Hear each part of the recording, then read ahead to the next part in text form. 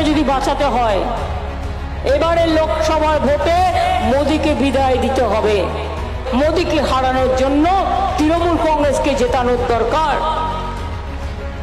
তাই এবার নির্বাচনে বদলাতে হবে।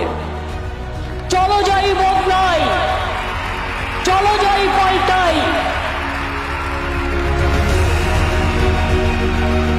বলছে 3 মাস বাদে লক্ষ্মীর ভান্ডার বন্ধ করে দেব।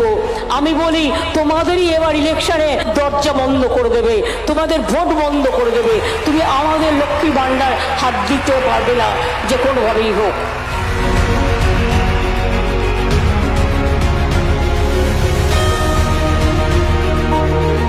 যদি চান ইন্ডিয়াকে ক্ষমতায় দেখতে, তাহলে মনে রাখবেন তৃণমূল কংগ্রেসই পারে লড়াই করে সবাইকে এক করে ভারতবর্ষে নতুন একটা সরকার মানুষকে উপহার দিতে।